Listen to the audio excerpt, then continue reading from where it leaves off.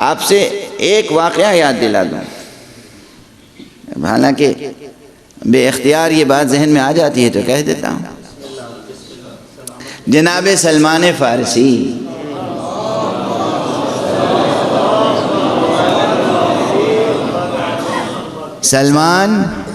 سلمان محمدی، سلمان ابن اسلام، جناب سلمان گورنر ہو کے پہنچے مدائن۔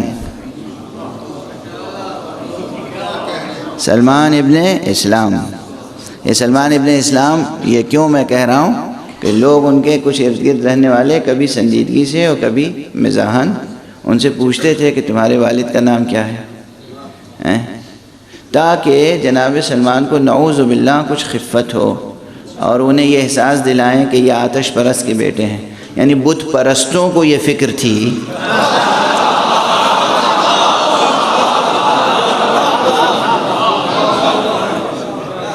کہ وہ جناب سلمان کو نعوذ باللہ احساس دلائیں کہ وہ آتش پرست کے بیٹے ہیں،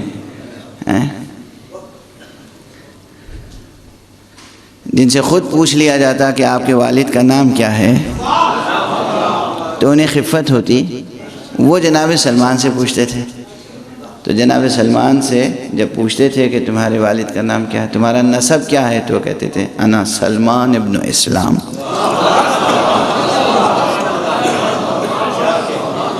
میں سلمان ہوں فرزند اسلام۔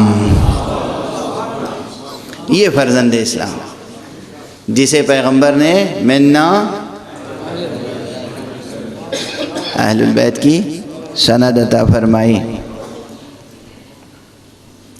یہ جناب سلمان گورنر ہو کے گئے مدائن، لوگوں نے آ کے شکایت کی کہ یہاں چوری بہت ہوتی ہے، تو جناب سلمان نے کیا کیا اور تشریف کیسے لے گئے تھے، یہ سب تو آپ حضرات جانتے ہوں گے۔ ہمارے ہاں تو ذرا سا عہدہ منصب ہو تو کیا کیا پروٹوکول ہوتا ہے، اور یہ جب تشریف لے گئے مدینہ منورہ سے مدائن تو کوئی پروٹوکول ساتھ میں نہیں تھا، نہ کوئی ساز و سامان، تو لوگوں نے دیکھ کر ہی سمجھا کہ یہ کیا ایڈمنسٹریشن چلائیں گے، یہ کیا ایڈمنسٹریشن چلائیں گے۔ جناب سلمان فارسی سمجھ رہے تھے، ظاہر سی بات ہے، عارف تھے، عالم تھے، یہ بھی ولی حق تھے، سلمان ولی حق سلمان، مولائے کائنات کے عاشق سلمان، رسول اللہ کے آزاد کردہ غلام سلمان، سلمان کے مراتب، علم و فضل سلمان، زہد و تقوی سلمان، عرفان و مشاہدہ و وجدان سلمان۔ جناب سلمان سب سمجھ رہے ہیں۔ جب شکایت بڑھی کہ یہاں چوریاں بہت ہوتی ہیں، آپ ایڈمنسٹریشن کریں، تو انہوں نے کہا اچھا آج کوئی اپنے گھر کا دروازہ بند کر کے نہ سوئے،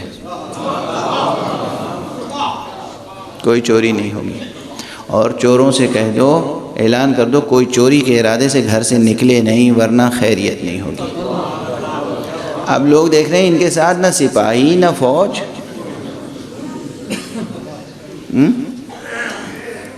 آپ کے ہاں تو کم سے کم خدا کا شکر ہے فوج ہے، جب بڑے بڑے شرارت کرتے ہیں تو فوج درمیان میں آ جاتی ہے، وہاں جناب سلمان کے پاس نہ فوج نہ سپاہی۔ لوگ سوچ رہے تھے یہ کریں گے کیا، یہ ہیں سلمان۔ گلیوں میں ٹہلتے ہوئے انہوں نے کہا کتوں سے، کتے وحشی جانور، کتوں سے کہا، کلاب مدائن سے کہا، مدائن کے کتوں سے، دیکھو آج خیال رکھنا کوئی چوری کے ارادے سے نکلے تو اسے ضرور سزا دے دینا۔ انسان سے نہیں کہہ رہے ہیں،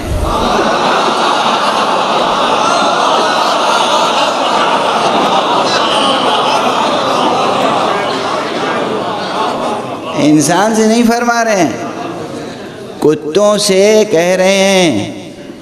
جناب سلمان کہ آج اگر کوئی چوری کے ارادے سے نکلے تو اسے سزا دینا ہے تمہیں، آج کوئی چوری نہ ہونے پائے۔ مدائن میں توجہ ہے؟ اور دوسری صبح لوگوں نے دیکھا کہ شہر میں کوئی چوری نہیں ہوئی اور چور سزا یافتہ پائے گئے۔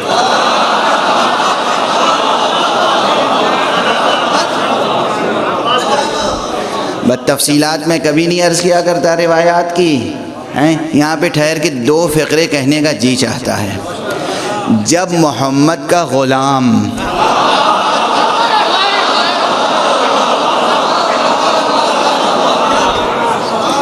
چاہے کہ جانوروں سے کام لے لے تو یوں کام لیتا ہے،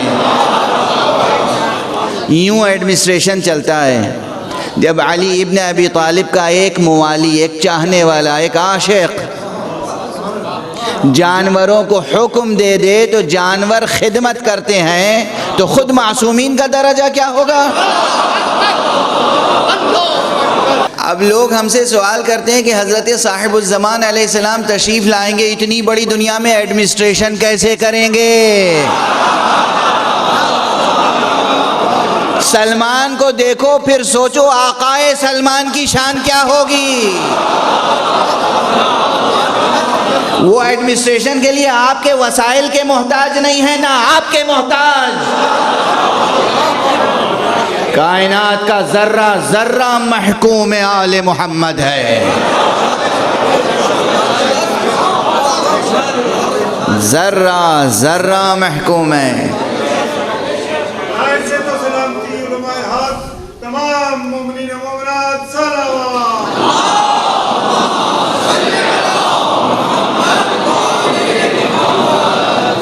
اعلان آج کوئی دروازہ بند نہ کرے، دروازہ بند نہ کرے، کھلا چھوڑ کے سوئے۔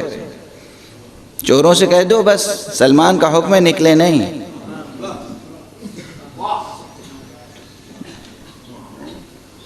اور چور اپنے نتیجے تک پہنچ گئے۔ سپاہ فوج کس سے کیا کام لے لیا سلمان نے؟ خیر، آج کا دور یہ ہے کہ مدینہ فاضلہ نہیں وجود رکھتا، وہ آئیڈیل سٹی وجود نہیں رکھتی۔